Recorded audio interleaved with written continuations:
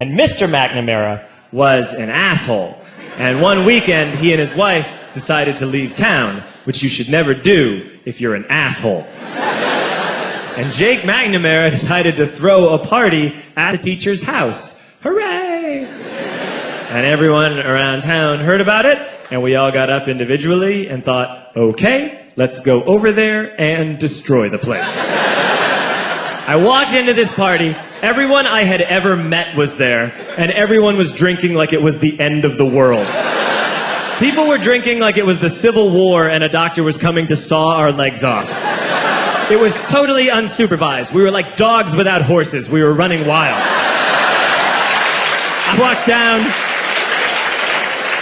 I walked down to the basement. They had a pool table in the basement. One dude took a running start and threw his body onto the pool table and broke it in half. Another kid found out which room was Mr. McNamara's and went upstairs and took a shit on his computer. So the party was going great.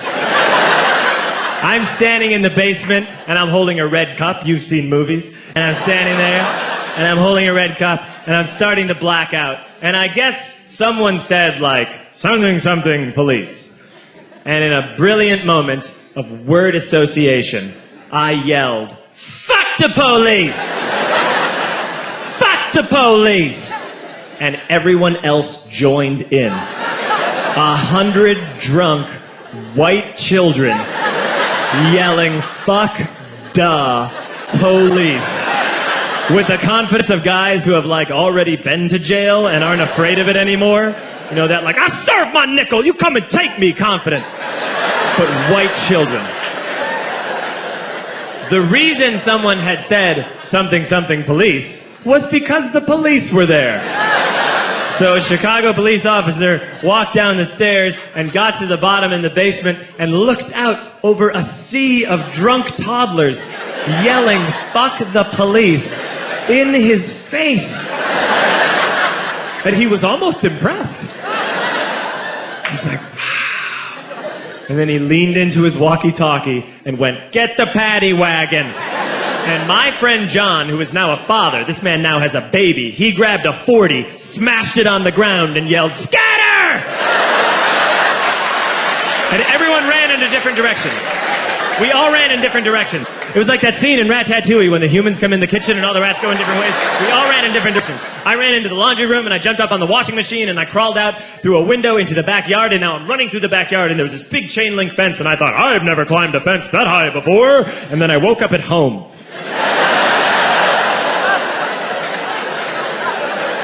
On Monday, I went to school because that's what we did back then. And I'm walking into the school building, and who do I see but Jake McNamara? And he says to me, hey, were you at my party on Saturday? And I said, no. You know, like a liar. And he said, things got really out of hand. Someone broke the pool table. Someone took a shit on my dad's computer.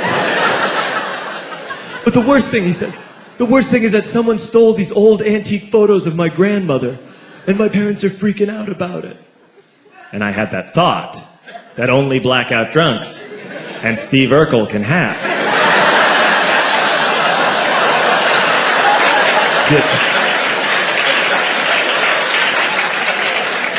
Did I do that? I figured, no, I wouldn't have done that. But I was never sure until 2 years later.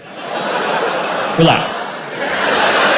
I'm playing video games with this kid named Alex that we also went to high school with. 2 years later, we've graduated by now. We're playing video games for a couple hours. And then Alex says to me, hey, come here, I want to show you something. And he takes me into his bedroom. And then he takes me into a side room off of his bedroom.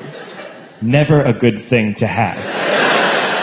And he shows me a tiny room that is covered wall to wall in stolen antique photos from different people's parties over the years.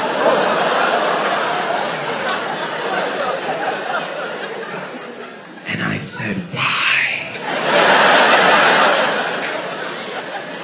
Why do you do this? And Alex said, because it's the one thing you can't replace.